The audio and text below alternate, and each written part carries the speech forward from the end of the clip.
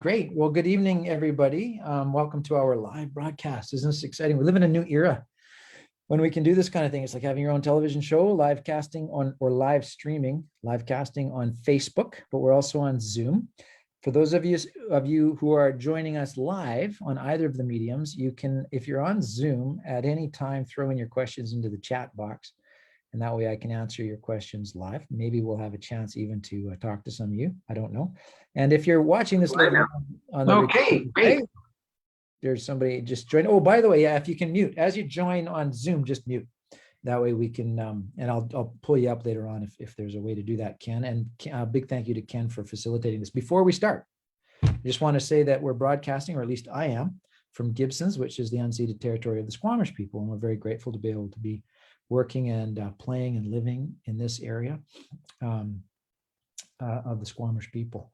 So if you don't know who I am, my name is Mike Simpson. I'm the Green Party candidate for this riding, West Vancouver, Sunshine Coast, Sea to Sky country. And what we're trying to do for every week, we thought was a good idea, would be just to get live on stream and chat with some of you so that you get a better chance to know who I am and what are some of my views and on different subjects. And so last week we just kind of had a random question and answer, and I would welcome you to ask any question at all. It doesn't have to be on the topic of the day. If you have a burning question about anything at all, that's the idea, is that you can come on and you can chat and you can get to know me that way and hear about my views, or our views, I should say, because I hope they're always a reflection of the local Green Party in our riding. So what we were going to talk about this week, we thought we'd have a topic and I'll talk about it for half an hour or so, and then we can go to questions. But if you do have questions as we go and you want me to clarify something, don't be shy. Just punch it into the chat box and Ken will alert that to me. And so fires, let's go to the subject of the day.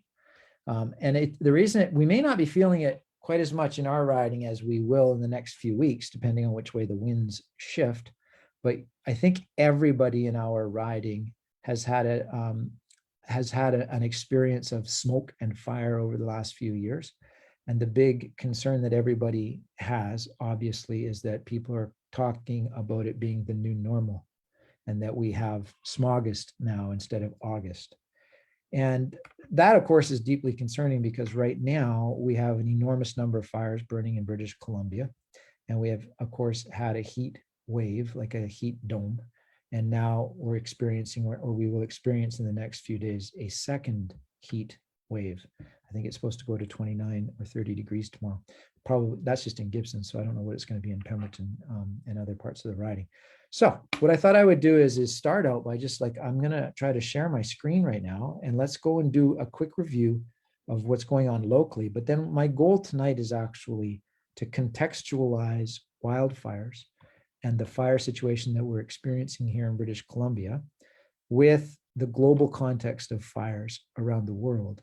And what is it being driven by? And obviously, as Green Party people, we strongly believe that there's a correlation between fires, drought, climate change, and the, of course, increase in intensity and frequency of climate events that are exacerbated by climate change. So we're going to put two and two together in a few minutes. But let's go for now. If I can master this technology, and hopefully right now, you all see a British Columbia current wildfire activity dashboard.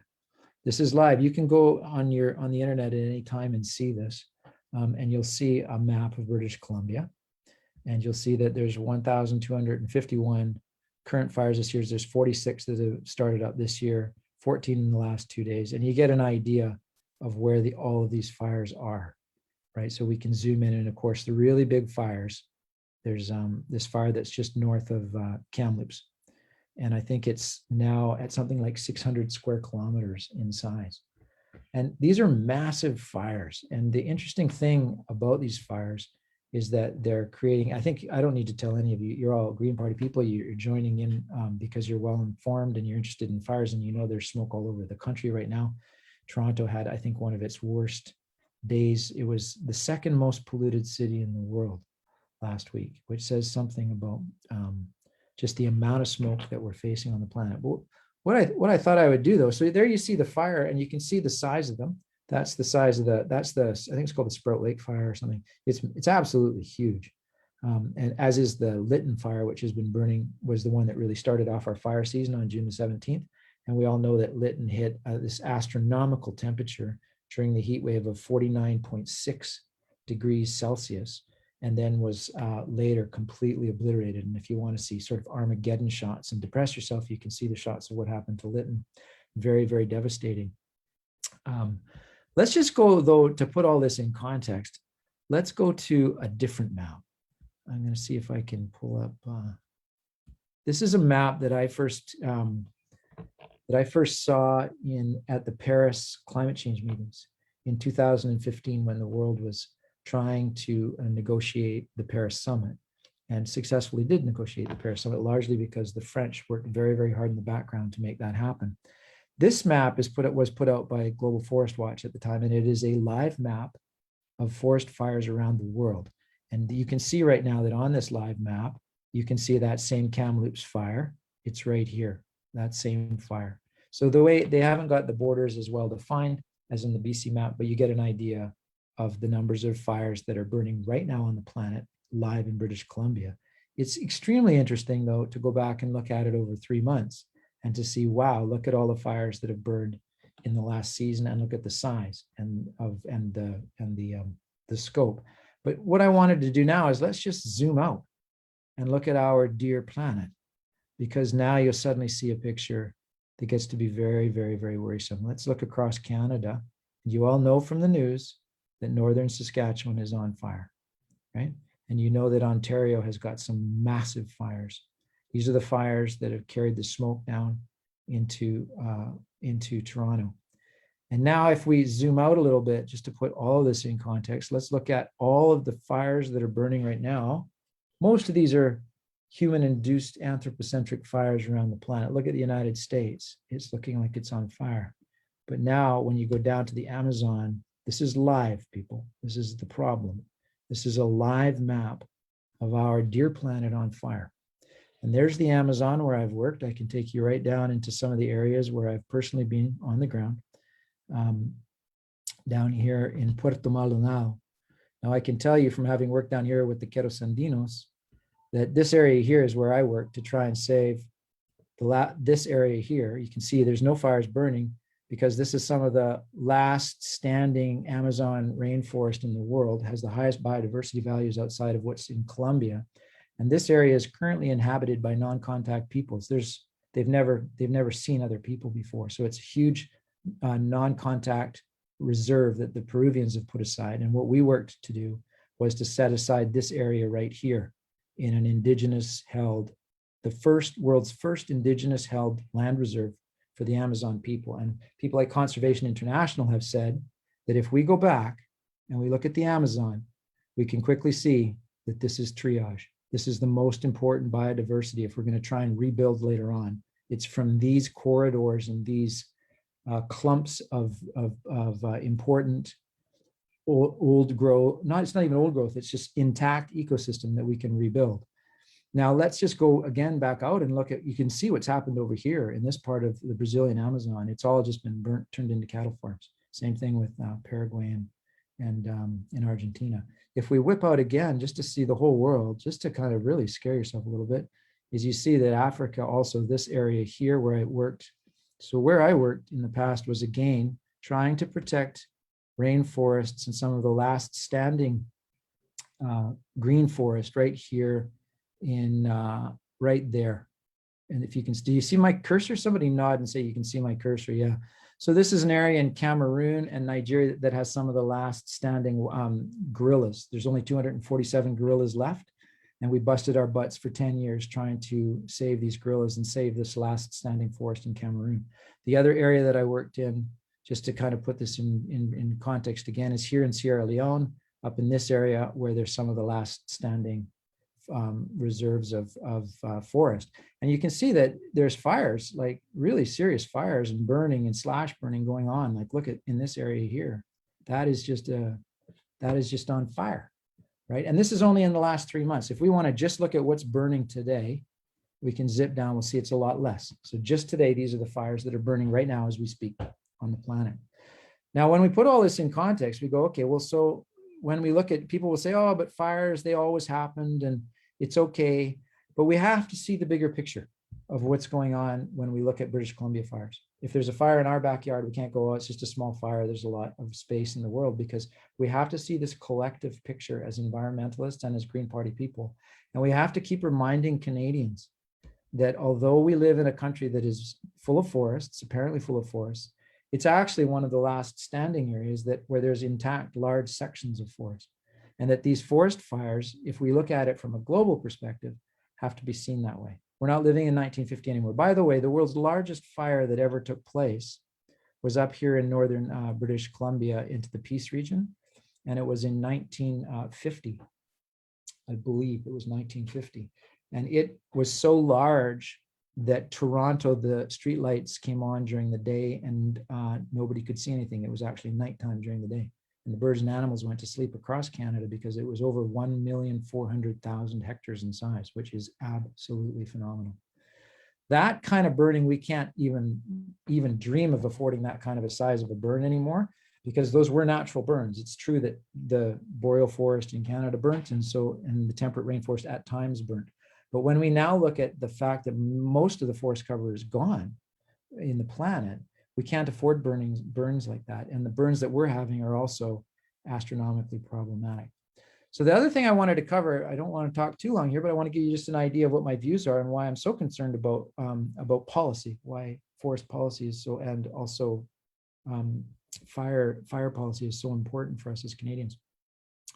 Is that what's happened in British Columbia? Let me just see if I can, wanted to show you, well, I'll just go back to stopping share for a second, and I'll just talk to you for a second, because what's happened with fires is that people need to understand with the carbon cycle that there's two cycles. I was talking about this last week, that there's the biotic carbon cycle, which is the carbon that's in the biosphere, and it's locked up in our forests, and in temperate rainforests, that carbon can stay in trees for 400, 500 years. You can knock a tree down, the tree will take 400 or 500 years to decompose. So essentially that carbon is locked up for sometimes 1,000 years. Now what happens is that's a very short time period for carbon, in the sense that the majority of the world's carbon grew in the biosphere, and then it sunk down and was fossilized, and it represents hundreds of millions of years of plant activity, phytoplankton activity, and so on, in the form of oil, fossilized oil. It's when we take that carbon out and we pump it into the atmosphere that we fundamentally change the dynamics of our atmosphere and our carbon cycle. So, and this is really critical to understand, because what's going on now is we've hit a point in British Columbia this year where we are burning more forests. We've already burned, I can't remember the total statistic. I had it written down somewhere. It's an enormous statistic already. We burnt so much forest that it's exceeded all of the carbon emissions from our fossilized fuel emissions from the cars and everything that we're driving. And that's quite something to say, because you have to remember that just 1 liter or 1 gallon of fossilized fuel, gasoline or diesel, represents in many cases many, many, many hectares of land that would be in a vegetative form of carbon, right? So you're taking very, very dense amounts of carbon and you're releasing it into the atmosphere through cars. And it's pretty hard to exceed that just through burning of forest. And we've done it this year. Now, what it means, which is really critical, is that the forests are now net emitters of carbon under current forest policy. And what this is doing, and we knew that this would happen 20, 30 years ago. People knew that if forests started to burn, and we estimated there would be a tripling in the number of forests that were burning. And if that carbon was emitted into the atmosphere, at the same time they were taking the carbon from the ground and pumping it into the atmosphere, that we would then have these tipping points where you could have things like the permafrost catch on fire and it start to emit methane, which is what happened in Greenland last year.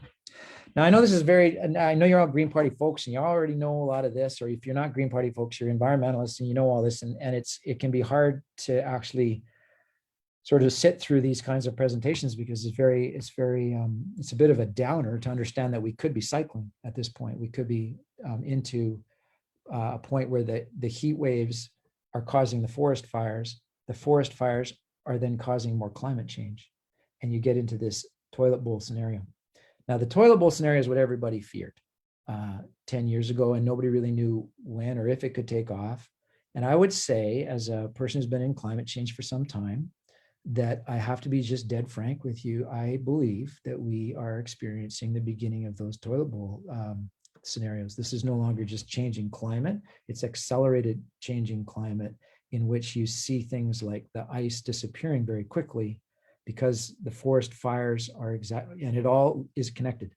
So my message tonight is twofold. I hope that you're gonna go home with just two messages from me, which are very important. One is that we cannot see our political decisions and actions on climate change as if we're only living in British Columbia. We're living on a planet at this point in which we have to see that bigger picture, that there are fires burning everywhere, there's forest depletion everywhere, and that there's a carbon cycle, and we have to act as if we're not just in our own beautiful little bubble of Howe Sound, because we do live in a remarkably special place that's very protected from what is going on in many other parts of the world.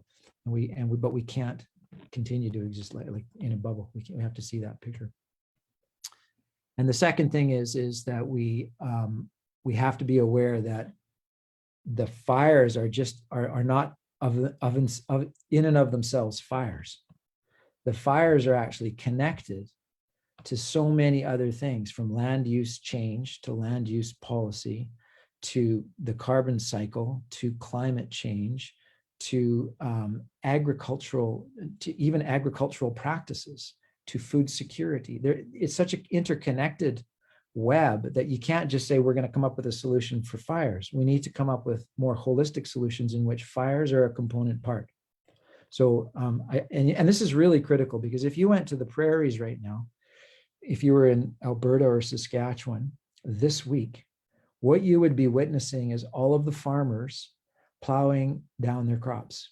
It's really sad. I think they're looking at, I think the statistic was less than 36%, and I think even in parts of Alberta, only 8% of the crops right now are viable because of the drought.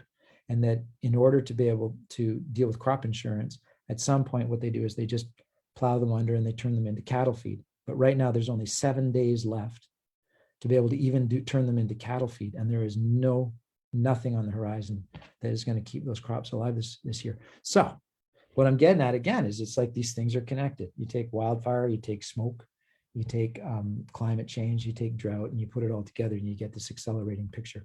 What does that mean for us as Greens? What it means for us is that when we step up and we say to the other parties that time is of the essence, we're literally not fooling around. Like the Liberal Party, for example, would like to get to 60% reductions below 2005 levels by the year 2050. Now that isn't even close to the kind of solution that we need if we are in the situation that scientists tell us that we're in. The Green Party is saying that we need to reduce emissions by 60% by 2030.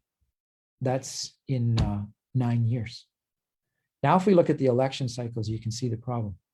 We've only got, let's say we have two majority governments. That's two majority governments, two opportunities from a political perspective to change policy in Canada to make the really critical changes that we need to make. And remember, the Green Party is not arbitrarily picking targets and timelines. We're trying to follow the science of what it would take to keep the planet under 1.5 degrees. Okay, and this is another thing that people do get confused on this, and this is really important to understand, is that 2 degrees is considered the threshold at which we would enter dangerous climate change. Dangerous climate change meaning we don't have a chance of surviving in the biosphere in any kind of realistic form. Okay, that's 2 degrees. Now we're at 1 degree, and people are feeling the anomalies in British Columbia, like 49.6 degrees in Lytton. We're only at 1.1 degree, I think, nominal change. And we're trying to keep it under 1.5. And we're on a trajectory right now that takes us by the end of the century, some people say by 2050, to 3.5 degrees, and maybe to 7 degrees, 7, which is an inferno.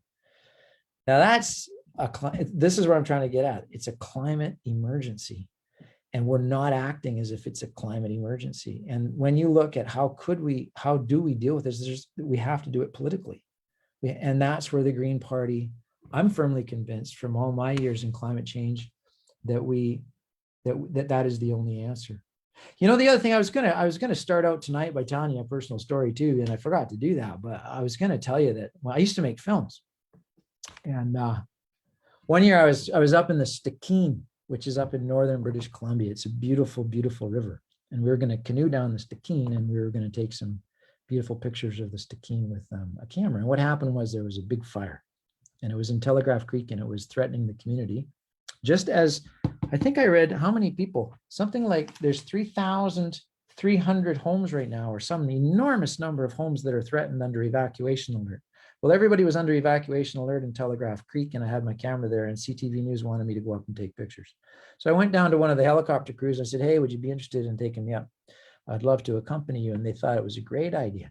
So we took the door off the helicopter and we flew into this forest fire. And I got to tell you, these forest firefighters are brave. I mean, it was something out of Apocalypse Now or Vietnam, because you would fly. And why I'm telling you this story is, if you can get close to a forest fire and you can see the enormous power, it absolutely scares the willies out of you. Because we were flying along and you would see trees exploding. It was like napalm. It was just like, it'd be like, where are the bombs coming from? And what it was is that the heat gets so hot in front of the forest fire that trees just have these balls of fire, and they just go boom and they explode.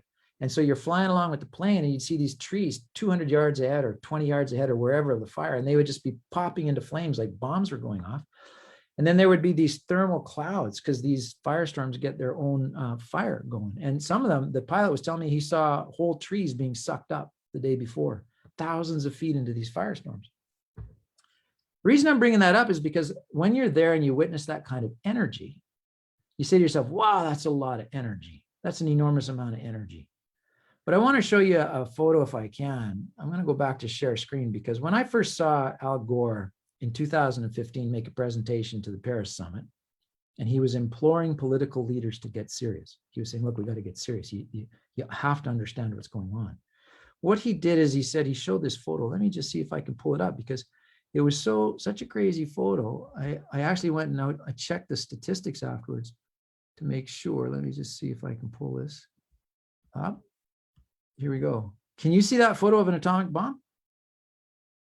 Okay. Now, this is what he said. Now, and I have to say, like I said, I went home and I checked the statistic, because I said he couldn't have that right. Because his claim is that the extra energy that the Earth gains each day due to climate change, so this is anthropocentric climate change, is the equivalent of 400,000 atomic bombs going off every day for 365 days. Now, the first question you got is, I mean, I'm bringing it back to the firestorm, because I'm looking at a fire, a forest fire, and then you think an atomic bomb, and then you think 400,000 atomic bombs. That's an enormous number of atomic bombs. And then you do that every day for a whole year. That's how much energy is coming in on climate change. Now, where does it all go? Where does all that energy go? And we know the answer to that now is almost most of it is going into the oceans, where it's getting absorbed by the oceans. But it's also, and our oceans change, and then it turns into wind patterns and we get hurricanes. And we know that the cycle is there. And we know that all that energy also gets absorbed into the ground and into the earth. And then the temperatures change. And then we see these heat waves. So tomorrow it's going to be 29 degrees, and it shouldn't be, right? Or maybe it should be at this time of the year, but it sure shouldn't have been in June, right? So what I'm getting at, again, back to this thing, is that if we could understand, if we could simply understand, and if we can convince others around us, how do I get back to share screen here? I just dropped it off somehow. What did I do? Sorry, I lost. Oh, here we are. Stop share. There we go. Can you see me again? Yeah, I can see people nodding. By the way, Ken, jump in with questions soon, because I've been talking for half an hour. I said I wouldn't talk more than about half an hour. But what I wanted to get at there was that with the wildfires, we see them in small amounts, and we see the devastation that they can make in small amounts. But it's being able to think at scale. It's being able to absorb even statistics at scale that we have to be able to do that as Green Party people, so that people understand the overall picture that we're facing on planet Earth right now, and why it is that we actually have to respond at scale. So this is where I'm hoping to cheer up our presentation a little bit by saying that the one thing that is, let me say, hopeful about this is that the Earth does have, and the biosphere does have, an enormous capacity for resilience. And that if we take one of these maps, let me just pull up, I'm going to pull up the share screen again and pull out the map. Here we go. Current wildfire. Sorry about this. I just want to go back to that interactive world forest map. Yeah. And let's just pull it out again, right?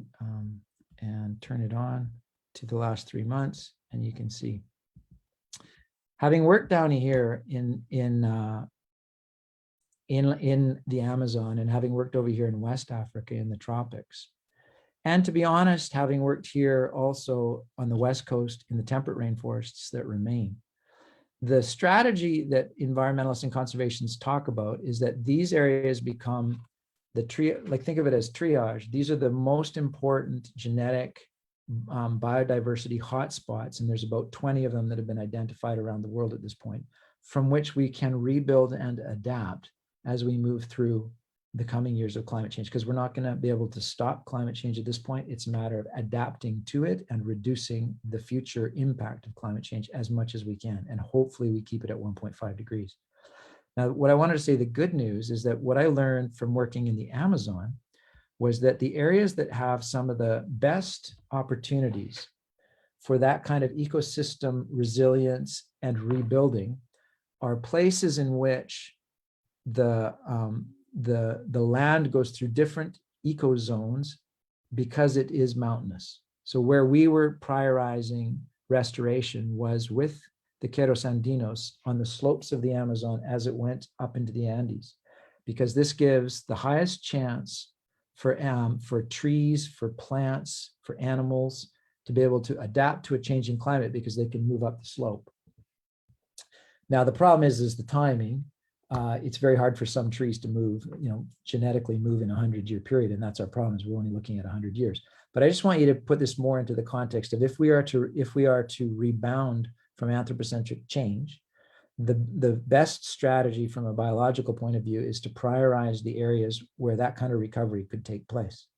And the reason I'm saying that is because if you look at how sound, it becomes all the more reason why the work of the Sea to Sky, why the conservation groups, the One Straws, all the groups that are working here, the Gambier Forest Protectors that are working, they're on the right track, because if we can protect this area, this temperate rainforest area, we're doing our part globally to maintain those ecosystems, intact ecosystems that we're going to need in the future to be able to build back resilience across the board.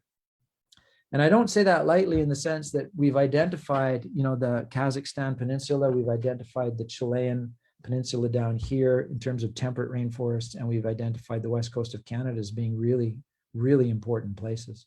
And if you look now at the importance of old growth rainforests, of which there is only 3% left, there, I just read that from recently, there's only 3% of original old growth intact now in British Columbia. If that's true, and I want to check that stat because it struck me as ridiculously low, then you can see how important it is that we do protect these last remaining areas, and that we oppose NDP policies around cutting of old growth. Like in Fairy Creek, it becomes really important that we actually do save those areas. And also that the people that are trying to save some old growth on Gambier Island right now, critically important. Right. And it also, this whole picture gets put together into one, in which we can see that the LNG plant, protecting old growth, combating forest fires, it's all the same battle. It doesn't really matter which one of those you choose, just choose one, pick one.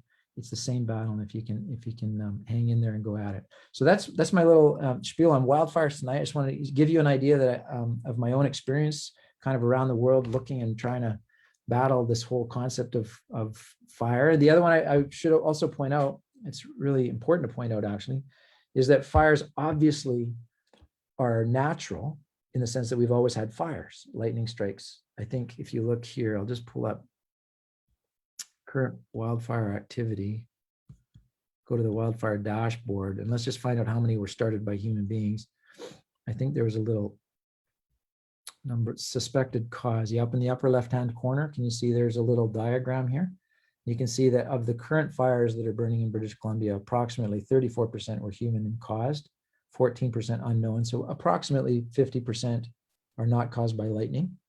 So that's the good news there, is that means we could stop that 50% in the future.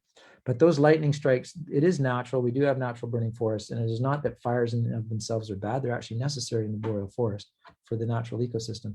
But we are going to have to manage them completely different from 50 years ago or 100 years ago. We're going to have to think very, very differently about fire. Which also brings me to one other point, which is that the NDP government, in terms of a budget, has been stretched here in British Columbia. I think in 2017, we had to spend $649 million on fighting fires. And I think what the Green Party has put out in their policy is very brilliant, which is that we're going to have to forecast that this is going to become more and more common. And therefore, maybe we shouldn't spend 83, or I think it's 77 or 83, somebody can correct me on this, but it's between 77 and $83 billion on fighter jets. Maybe we don't need fighter jets to be bombing in Iraq or Afghanistan right now. Maybe what we need is to invest in some more water bombers in Canada to be able to fight fires, because this looks to me like the bigger security threat in the next 30 to 40 years. It's going to be surviving on the planet versus fighting somebody in another far off country with bombs. And that's important, because when you also look at what some of the other parties are saying, and I'm going to hit the NDP again on this, is the NDP defense critic is all for buying fighter jets. So are the Liberals. They all want to, and so are the Conservatives. And we in the Green Party are the only ones saying, hey, we've got to actually look at security differently. How do we survive as a species over the next 30 to 50 years? And we don't have time for that kind of fighting each other with bombs. We've got to concentrate on the fires that are going on right now. So I'm going to just see, Ken, are there any questions or any questions from the group? If you want to ask a question, I believe you can hit with your hand, and Ken can pull you up on the screen if you want to do it that way.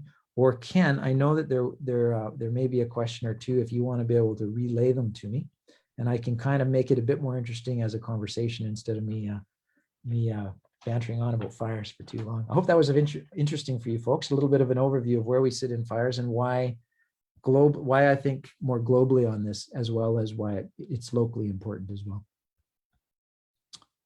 All right, yeah, I see John Wood has a question in the chat. Do you want me to repeat it, or do you want to talk about Yeah, it? I can't see the chat. So do you want to just ask it, and then I probably can see the chat. I just don't have it open. Do you want to just ask it? It's more fun too. Then everybody can hear it. Yeah. John, do you want to say it, or should I repeat it from the chat? John. Okay, there we go. There, can you hear me? Yes, Hi. I can hear you. Welcome. Hi. Hi. Interesting talk about it, and as you suggested, there's probably a general understanding of the severity of the situation and how fires relate to that.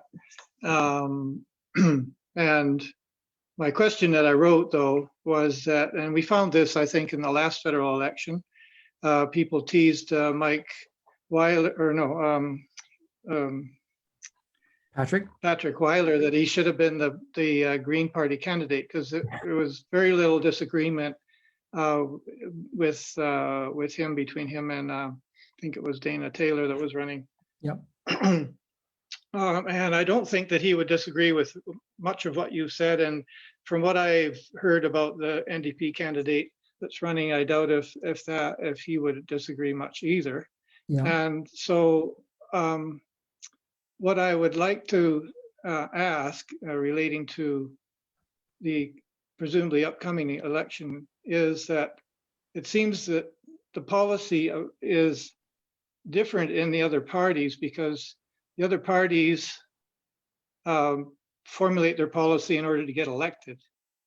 And the Green Party seems to not have a handle on getting people elected, even though lots of people agree with their policy. They don't understand how the country would operate under green policies, and how can you change that?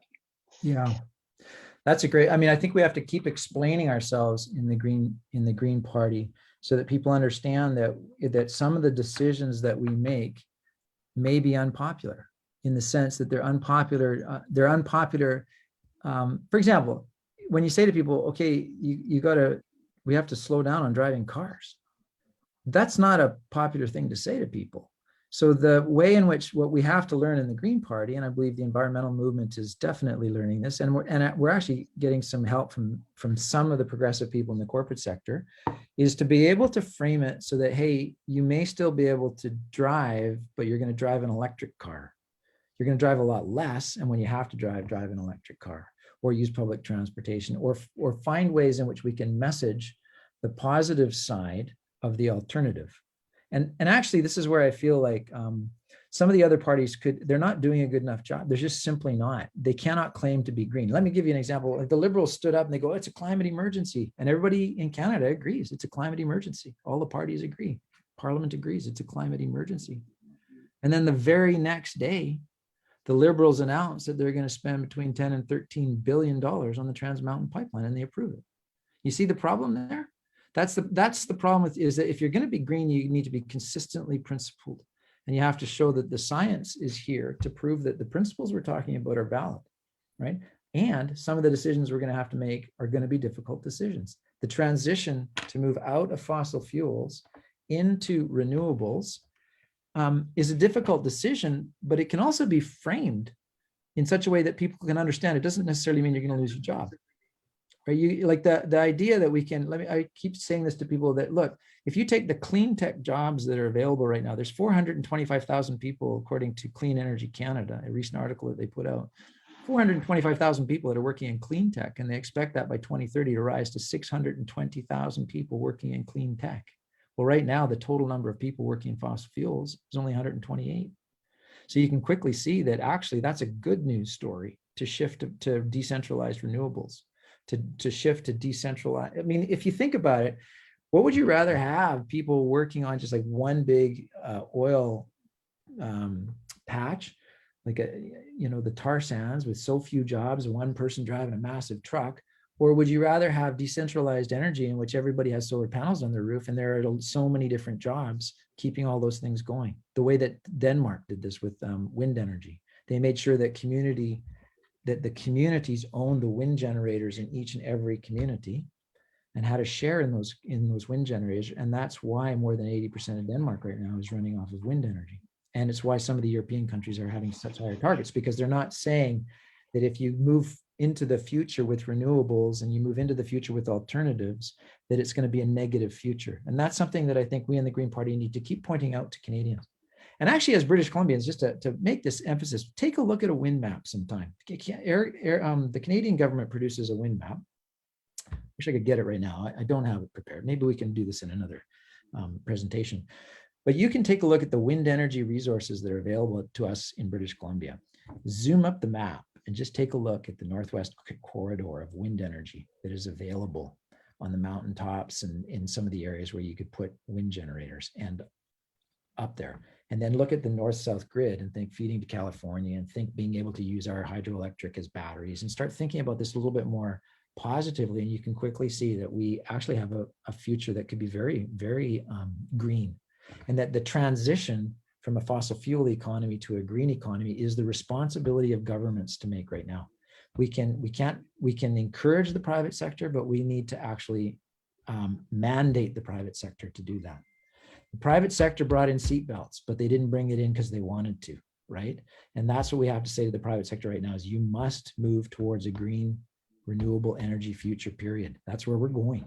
And we can't do it on the timeline that either the Liberals or the NDP or the Conservatives are proposing. It's not fast enough. It just simply isn't fast enough. And the timeline that we're proposing as Greens is absolutely difficult. It's definitely a hard sell, but we're going to have to be real with people and say, look, go outside in Kamloops right now and suck back the air and go, is this what you want? You've sucked it back for how many summers in a row now? Your summers are destroyed. And so at what point do we make those decisions and go, yeah, okay, it's time. And that's why we put it's time on our t-shirts at the Green Party. It's time. Like, we have to do this now. So that message, I don't know how we get it. I agree with you that people may not see the Green Party as running government. I actually don't see that in the next 2 elections, the Green Party will be running the Canadian government. Okay, we're not going to. So what is the critical thing we need to do is we need voices, singular voices in Parliament, like myself, like Elizabeth, like Paul Manley, like Annamie Paul. We've got to get people in Parliament to be voicing these concerns right now and shifting those other parties our direction.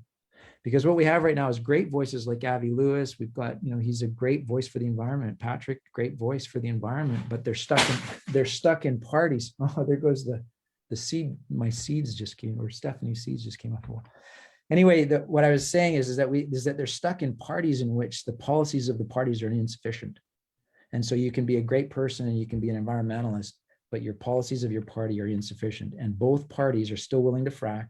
They're still willing to have pipelines. They're still willing to have fossil fuel infrastructure. And that isn't going to work. And the Conservatives are, of course, they haven't even woken up at their convention to the fact that climate change is real. They're still debating that. So they're very, very far behind on that.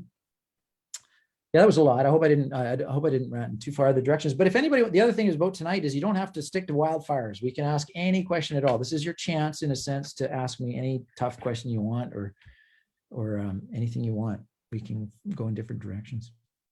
Ken, are there other questions here, or how are we doing? Or John, did that answer your question? Maybe before I let you go. Does that, I mean, could jump back in if you want and just, tell me whether I'm being sufficient in my answer, or whether you feel that, I could say you want more detail.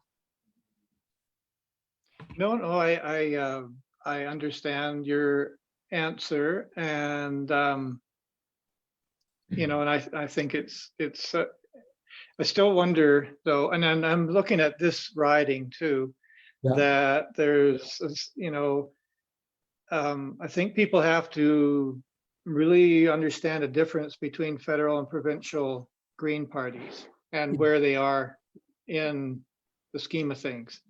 And in BC, the Green Party had a opportunity which they, I think, made best advantage of, I suppose, with being a tiebreaker or whatever you would call it, and having a extra amount of influence. Mm-hmm. Federally, the Green Party has practically no influence, other than continuing to bring forward the good ideas that you've been talking about, and lots of others, but they don't have any political power. There's only now 2 seats, and in this riding, what I see is that the NDP have a stronger candidate than I think I can remember seeing. Mm-hmm. The Liberals have, from what I can tell, a fairly popular candidate, incumbent MP. I think that for a rookie, I think communication-wise and everything, I haven't heard anybody complaining about Patrick. Mm-hmm. And you've got the Green Party all sort of on our side of the issue, particularly of green and environmental policies. They all sort of have their different takes on it. And then you have a Conservative candidate who's a 2-term MP in this area, well known. And the danger in this riding is that the Conservative candidate may just run up the middle and end up taking the seat with some 30 or 40%, right. Because the other portion of the population splits their support between the 3 alternatives that are available. Yeah. So how do you deal with that politically in this riding?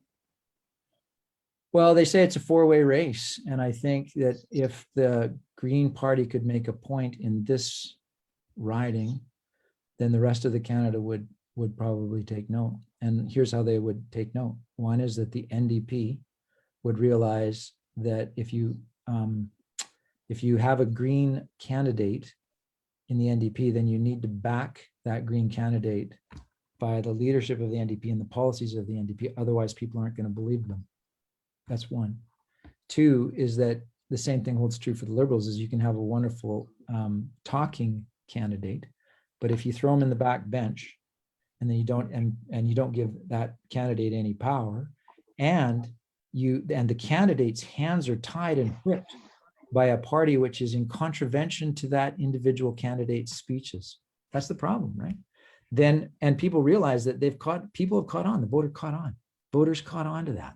If we can send that message to the parties, then what it does is, it's very, very important, is that it shifts those parties our direction.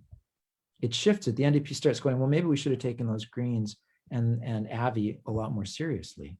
And they start saying, maybe we should have taken Patrick, and maybe we should have taken other people who are speaking about green priorities and climate emergencies and so on. Maybe we should have taken them more seriously, and the whole party shifts their direction.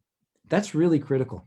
Whereas if we don't win it, then they go, oh, we're doing fine. We just keep going with business as usual. And unfortunately, the business as usual scenario, I mean, I'm speaking from the heart when I say the business as usual scenario scares the willies out of me. Because at the end of the day, I got a little kid. Like I keep saying that to people. I got a little 9-year-old girl.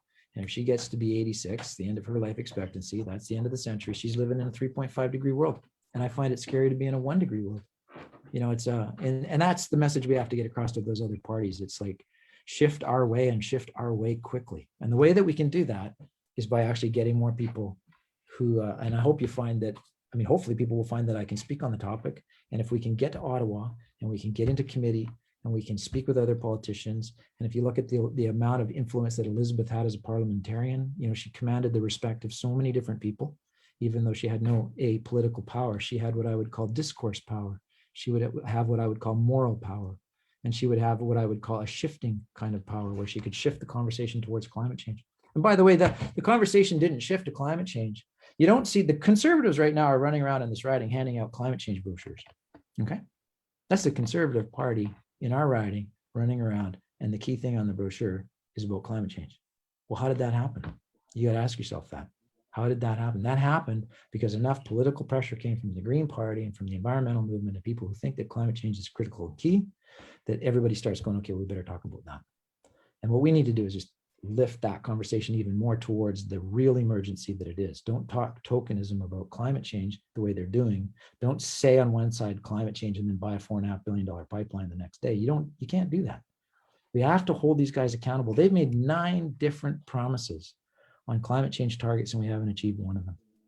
Why is it that the United Kingdom can reduce their emissions by more than 40? I think it's 43% that they've reduced their emissions since 2000 and I think it's since 2005 levels. I don't know the exact number here, but it's really significant. Like they dropped it right down on the graph. In the meantime, British Columbia has gone up, and I think it was 27% above the targeted the baseline. 27% above.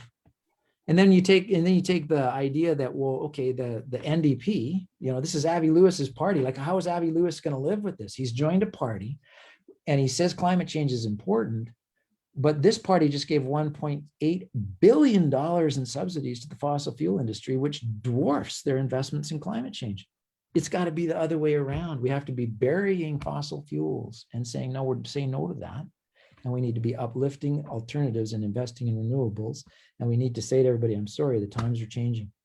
And that's my favorite quote comes from an oil industry person on this one. He said, you know, that the Stone Age did not end for a lack of stones, right? And the oil age is not going to end for a lack of oil. It's going to end because we all move to electric vehicles and we all move to different forms of alternative energy and public transportation. We start riding our bikes and we realize riding our bikes is good. Right. I mean, that's kind of where we have to be absolutely adamant as Green Party people that time is of the essence and these major decisions have to happen. Yeah. What else we got going here? Ken or John? I mean, it's been great talking to you, but I'll just shift over to anybody else who might want to jump in. And don't be shy. You can ask me anything you like. This is our chance to talk to each other and just throw ideas around. You get to understand how I think and challenge me if you don't like the way I think. Or you can say, I like the way you think. I don't mind hearing that these days either. I see Barb, your hand's up. Yeah. Yeah. Can I ask a question? Yeah, please. Okay. So I think it'd be important to get the word out there. What would you plan to do to help our riding prepare for climate change? What actions would you take, or what would you look at doing? Yeah. Maybe I'll go back to also and segue that a little bit with what John, was it John? It was John, right? Yeah, John was saying, which is what are the jurisdictional, there's a lot of confusion around jurisdictional not ability, but in terms of policy, like what I'm trying to get at is if you wanted to affect forest policy, it's actually it's under provincial jurisdiction. It's not under federal jurisdiction. So as an MP, you can't change the laws or the ways in which forest practice happens in British Columbia. That's for the local provincial government to handle. Same thing, like if I say, let's all ride bikes and let's encourage bikes, that's actually largely done by municipalities through bike lanes and so on, and that's beyond the federal government's jurisdiction. However, the one thing that we've learned, and this is internationally, is that we have to have policy cohesion between these levels of government to be able to tackle some of these global and systemic and what we call wicked problems. Wicked problem meaning there isn't a single solution to it. So in order to stop, like fires are a perfect example of a wicked problem, because you can't just go out and fight fires and buy a new water bomber and think that's going to work, when the underlying root causes of increased forest fires is the increased intensity and frequency of climate events caused by climate change. Because you're going to have to link, okay, if we're going to fight fires, we have to fight fires by reducing fossil fuels, or we have to fight fires by also, rebuilding riparian zones and being able to ecologically build out resilience in our ecosystems. What I'm getting at is that it requires this kind of complexity of thinking that doesn't allow politicians to stand up and say, I can solve this problem unilaterally. So then what is the role of a federal politician? And the role of a federal politician is that they can insist on policy cohesion and they can convene all the players. That is something the feds can do, right? They can come in and they can also finance. Like, let's look at what happened with the climate energy plans and so on that every municipality was asked to do by the provinces and so on. But there was a certain amount of policy cohesion going on between levels of government on that. And that's where the feds, I think, have failed. Like when you look at, for example, the Sustainable Development Goals, which is the national policy on climate change, Goal 13, or water or gender or poverty or any of the 17 goals, you realize that the feds are in charge and they have failed to be able to even talk to British Columbians and the British Columbian government. They haven't gone out and done that work. And they promised to do that with a national strategy. They promised to do that with a plan.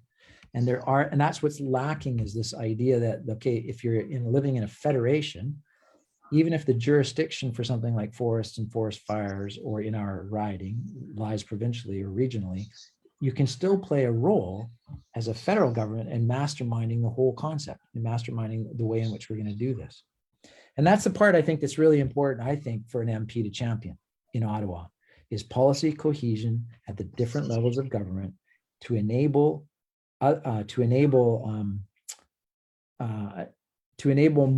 smaller scale governments to be able to get their job done, right? Because I don't think you can do it without federal money either. I don't think we can tackle some of the things that we're trying to tackle without a lot of federal money. We saw that with COVID, right? We saw that with COVID, is that you couldn't tackle something like COVID unless the feds got involved. And it's the same thing with climate change. It's the same thing with fires. It's the same thing with forest policy. We have to do it that way.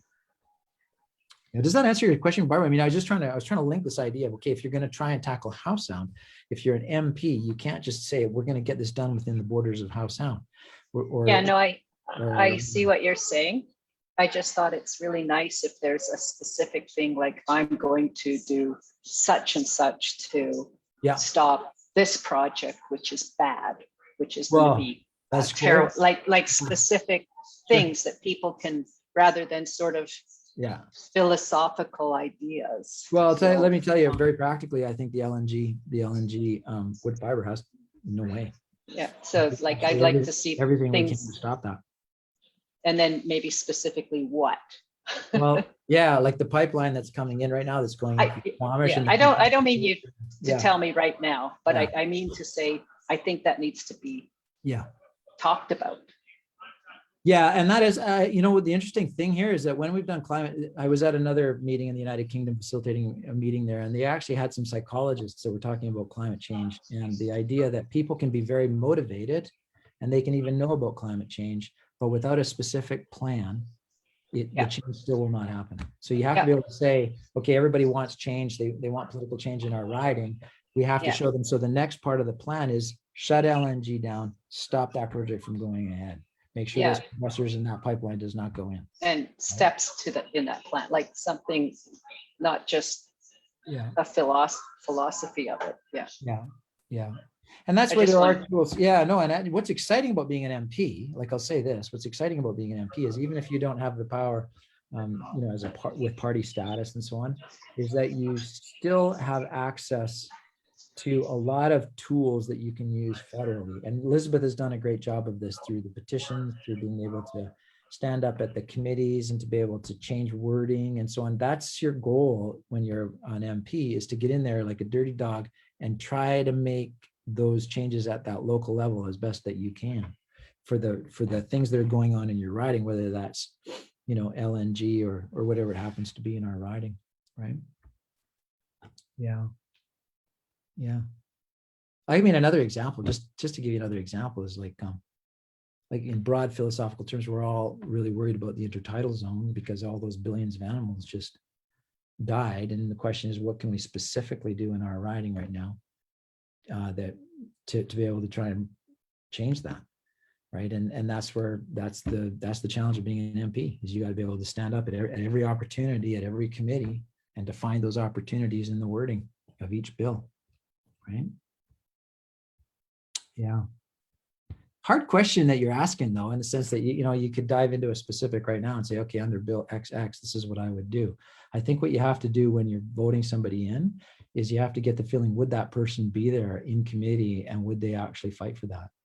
And that's where what I can say, just so people understand, is that this is what I've been doing for the last, I don't know how many years, is I've been going and fighting for those word by word changes at the United Nations, for example, on the Sustainable Development Goals, and challenging the Canadian government.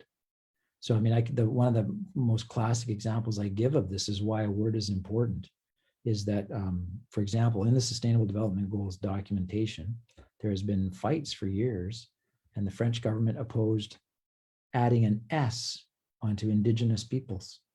And the Canadian Indigenous lawyers, along with an Indigenous lawyer, fought for years to try to bracket that text and say, hey, no, we are people, we are peoples, not just one people.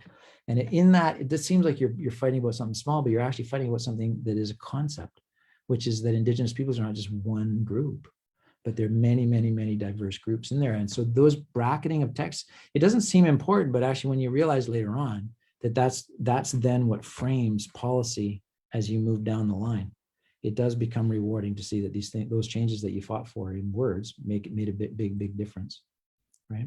That's just an example, right? I just threw that as an example because people wonder why do people argue about small phrases? But that's your job, is to get in there and make sure that people understand conceptually behind that phrase is something very important. Like loss and damage, let me just use that one as an example. There's whole committees that argue just about the concept of loss and damage within the climate frame, the climate change protocols.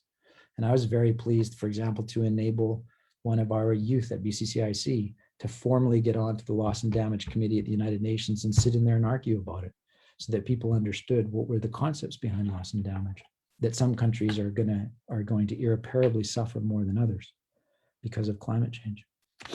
Good question, Barb. It's a really good question. Like, what do you do as an MP? I think you get in there and you fight for those kinds of changes. And I think as Green Party people, we actually have some of the science and the policy behind us to be able to get in there and fight for those policy changes in a way that actually reflects where we need to go on the planet. The SDGs are actually a good example because we're the only party that even mentions them in our party platform as being at the core of everything that we're thinking and doing. If you read in the vision statement of the Green Party, the Sustainable Development Goals, as embodied internationally by all countries, all 193, lies at the core of who the Green Party and where the Green Party wants to go, because we're seeing ourselves within the context of where the rest of the world wants to go right now in the year 2030. For those of you that aren't familiar too, the Sustainable Development Goals are essentially the global plan for where we want to go on the planet to the year 2030. somewhat like Agenda 21 was to bring us to the turn of the century, right? And that set of plans is something that where the Liberals have again talked a lot, but completely failed to move us forward. In fact, there's even an Auditor General's report that came out. This is another classic example of why you can't just talk. Like the Liberals have talked about it, the SDGs, but they failed. The Auditor General's office did an audit on Canada's preparedness to implement the SDGs, and they failed miserably on 7 points.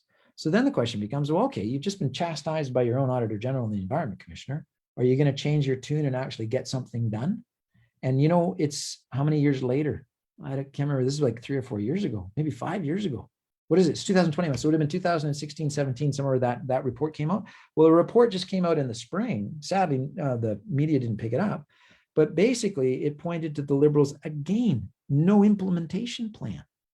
Well, we're the whole period that we're talking about to make these changes is 15 years. We're 5 years in. Most other governments have got plans, they've got strategies, they're moving on it, and Canada doesn't even have a plan yet. That's just crazy, right? So as Green Party people, what I'm getting at is we have to get in there as MPs and we have to hold them accountable over and over and over again as much as we can. And if we're not in power, at least we bring it to Canadians' awareness that they're failing on what they said they were going to do, and we need to hold them accountable to make them do what they said they were going to do or promise what they were going to do. Yeah, how am I doing, Ken, for time? I don't want to keep you. Oh, I'm seeing lots in the chat. I wonder if I can somehow access chat. There we go. Okay, let's take a look. Got lots of chat going on in here. Okay.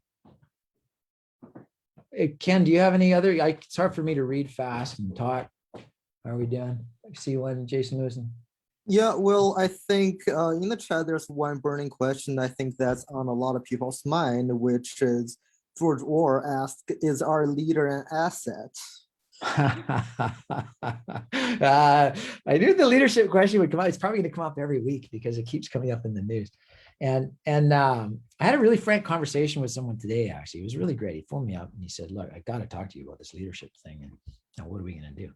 And I'll be honest, it's not easy right now being a Green Party candidate in the sense that our leadership, it's definitely a problem. Like it's in the news and it's a problem. And the only thing I can say, and I said this last week, and I'm going to stick to my guns on this one, is that what are our options?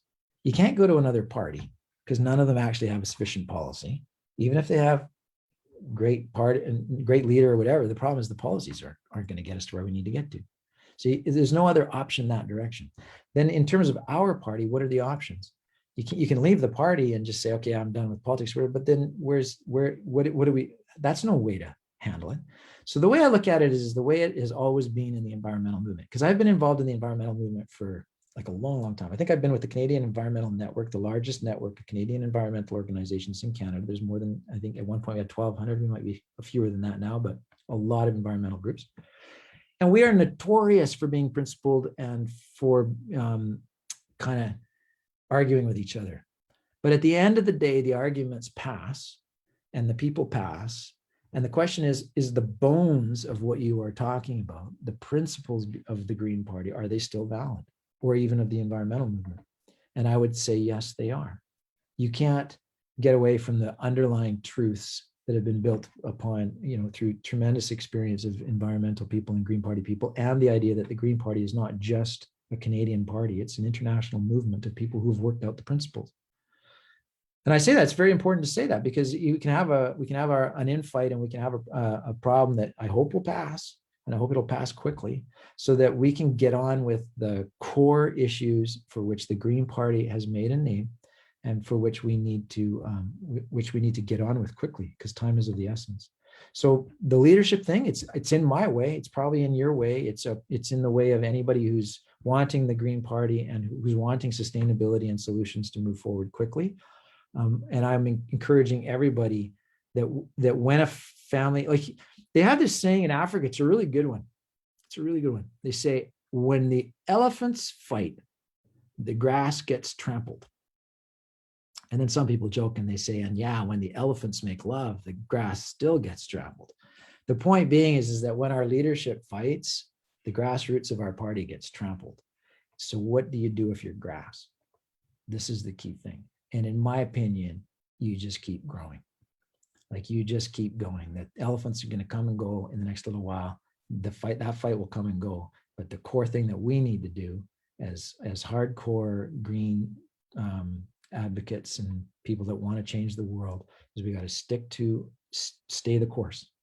And that's what I intend to do right now, is try to stay the course, keep reminding people that if there's a kitchen fire going on in the kitchen, that there's actually a forest fire that's going to obliterate the whole town. And then that's what we have to look at right now. So let's extinguish the kitchen fire as fast as we can, get on with things, keep moving, and let's get on with an election and getting people into parliament around the key issues that we actually have to talk about.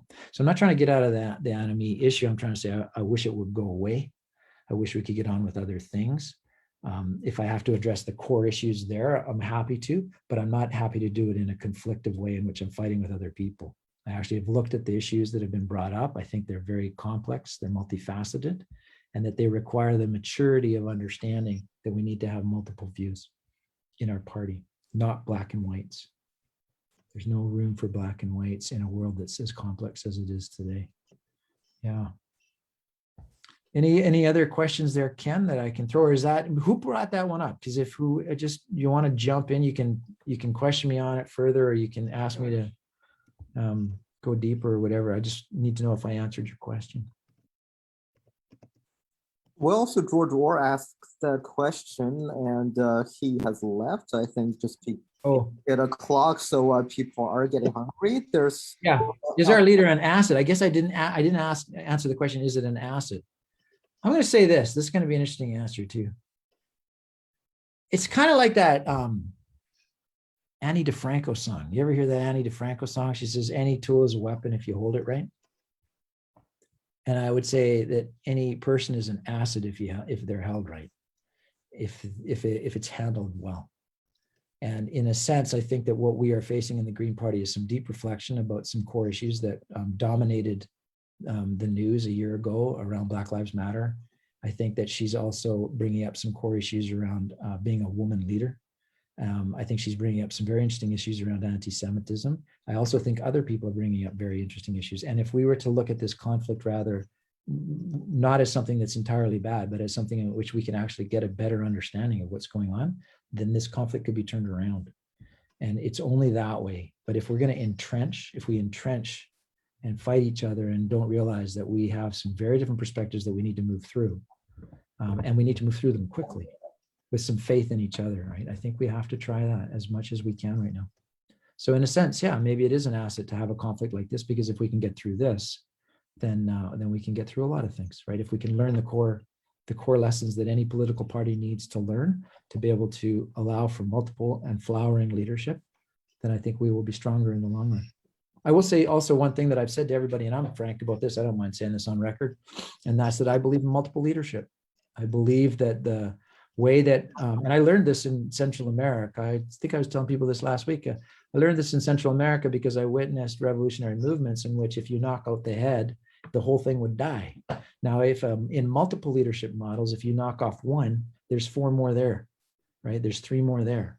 And if we do that in the Green Party and we realize that we have some terrific people in our party, and if we move away from this singular leadership idea and we enhance and encourage multiple people to stand up and lead in different ways, then we can have a party at the end of the day that will, through its own diversity of leadership, be stronger. And that would be in a juxtaposition to this idea of putting singular leaders up on the pedestal in federal politics and expecting that they will lead us out of our troubles. I actually don't believe that. Even if you were to take wildfires and say, so how do you solve wildfires? I don't think one person can do it. I think you need to get a group of people that are very intelligent. You bring them all together, and it is the facilitation of multiple views that becomes the new form of leadership. It's the person who can sit down and say, let's facilitate dialogue and get this one figured out so that we have all the right people in the room to be able to move things forward. And there's actually, I just wrote a long article, or not a long article, but I mean, I wrote a fairly chapter about this, about why it is that we need to work with multi-stakeholders or multiple points of view to be able to tackle what are essentially global wicked problems, problems that could never be solved by one country, one group, one leader. They can't be by definition. So that's something that I think as the Green Party, if we could go, hey, let's not look at this as a crisis. It's a crisis. I'm not going to say it's not a crisis, but let's not look at this as something that we can't come out of way stronger. And the way that I see us coming out of this is stronger is by rejecting the idea of singular leadership and saying, let's have multiple leaders. And if we have to have one leader, let's have one leader that is enhancing that, bringing that together, that sense of a choir instead of a solo, right? Yeah. I feel like I talked a lot. Holy moly. Yeah. I'm just trying to find out if my mic's Yeah, you're on. live. I can hear you, Dave. How are you? Yes, How you doing? Michael, good. I know we've never met. We're just on the road and away, but I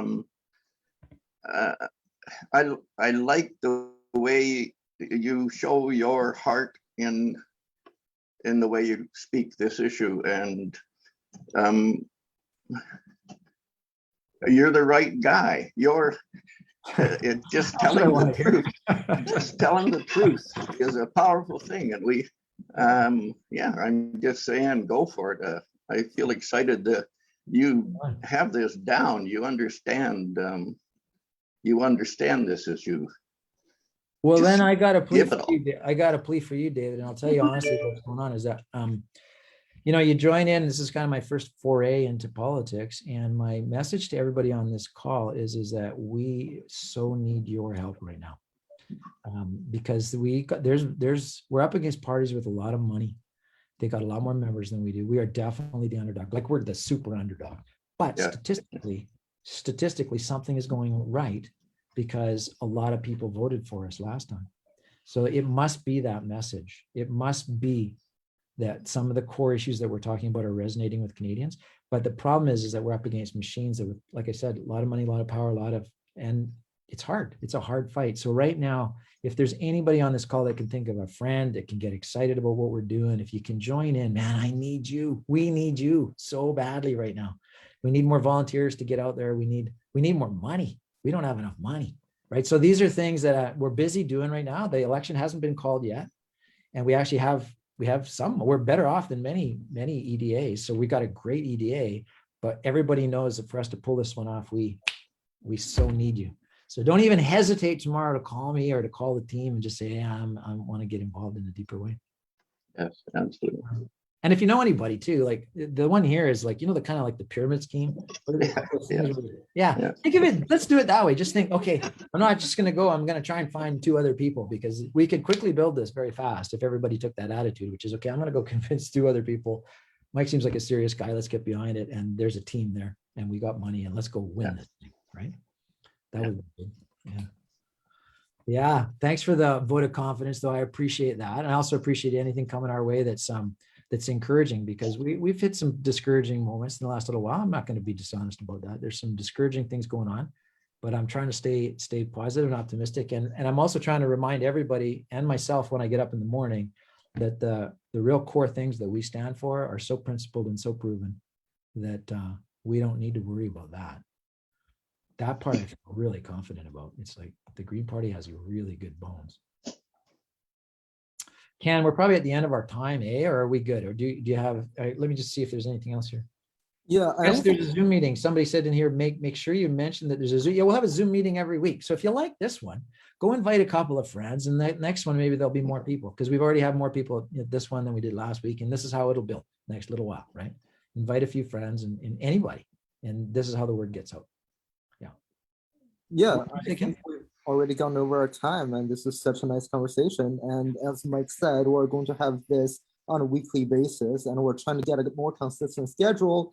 That being said, once the election happens, we might not be able to do that. So we're definitely setting up next week's talks very soon, and we'll send out an email. And of course, those sessions will also be live streamed on Facebook. So if you have any friends who don't want to join Zoom or who can attend, they can always go to Mike's Facebook account afterwards to see the recording. So Mike's Facebook account is facebook.com/Mike Simpson CA.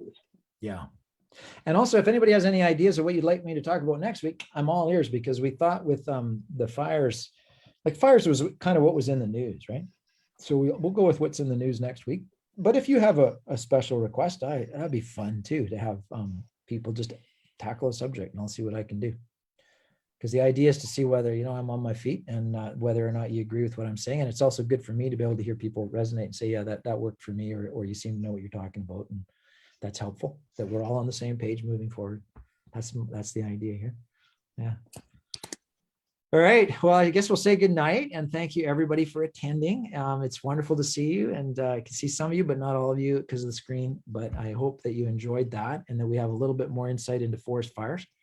And also, by the way, stay fire safe. I don't know, I didn't mention that, but there's a bunch of ways at home that you can stay fire safe in the next little while, because we have a place, and Stephanie, my partner here, is on part of the fire safety committee at Gambier. And there are a bunch of just small, little, very practical ways in which you can stay fire safe, because we are going to be looking at the next month here of extremely tinder dry conditions. And so don't even hesitate in our riding to go out and think, where would my water buckets be, and where would because it's, you fight fires the same way you do politics, door by door, right? And fire like spot by spot. So stay safe, everybody.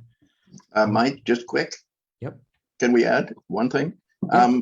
I've missed a couple of the introduction type things, just trying to catch into these Zooms, and I'd like to know more when I can have a sit down with you, and when we can chat. Well, let me think. So every week we will have this kind of a chat where you can join, and the idea there is just to make sure that the lines are open for Green Party folks to be able to come in and ask any questions they like. And then I think we're gonna, of course, we'll hit all candidates and things soon. That's going to start kicking in. But we've also been strongly debating the idea of if by chance you want to have like a one-on-one chat, and you can invite a few friends over, I'm happy to come over and sit down. We're encouraging that right now, to have what you would call like a coffee party, or a garden party, where we just, because COVID is opening up that possibility that we can get off these darn screens and sit around together and see each other. That would be nice. Well, So I think our neighborhood's ready for. Just do it. Like they're already going on. So like next week, I think we're in we're doing a Gibson's and a Seashell, Lions Bay, and we're doing, I think there's a Pemberton, there's a bunch of ones going on. So if you feel like doing one, just contact me in the email and tell me a date, and we'll work with Ken and Maureen and the team and Stephanie to figure out, okay, how can we get there and do that party with you? And it doesn't have to be huge, like, 10 or 15 people is great. That makes those conversations really personal too, right? So, but the more the merrier. Obviously, the more the better, because the more we can have in a garden party, the better, right? Yeah. Website. What are you saying? Some of your introductory videos. Oh yeah, that's another idea. Yeah, that's very good. Thank you. Stephanie just came whipping downstairs to tell me that if you want to be able to see me talk on subjects, if you go to my website or Instagram site, I've been recording, thoughts on. Yeah, I have been watching them. Yeah. Oh, okay. And they're great. Yeah. Share them. That's really. I'm not great at saying please share them, but I'm supposed to say that, and I'll say it right now. Just share them, because we got to get this stuff out there and seen, right? So I do appreciate everybody's support tonight. If you can do that sharing business on social media, and do whatever you can. I kind of need to rely on your imaginations a little bit. Like, just think about it tonight, if you can, after this call is over, and go, how could I personally help to kick in a little bit? Because that's what we need right now. We need that kind of creative juice flowing. We've got a great team, by the way. There's a really good team that's formed up, and so the team is able to respond to those kinds of requests if you want to do a garden party or anything. Yeah. Good. All right. Well, I think we will let everybody go. I can see your address is there. We're gonna get a hold. Why don't you just punch it? Yeah, we'll get a hold of you. Yeah, David Steele, and we can work that one out and get something going real quick here. And thanks, by the way, for jumping in right away and coming up with an idea. That's exactly what we need. Yeah. All right. I can see maybe Maureen, you're trying to say something, but your microphone's not on. Do you want to jump in, or? Me? Maureen, did you? No, maybe I'm just seeing something there. Okay. I guess we're gonna say goodnight. Ken, are we good to go, or? Yeah, we're definitely good to go. Well, let's just say goodbye. Okay, thanks, everybody. Take care. Stay fire safe and all the rest. All right. Bye-bye.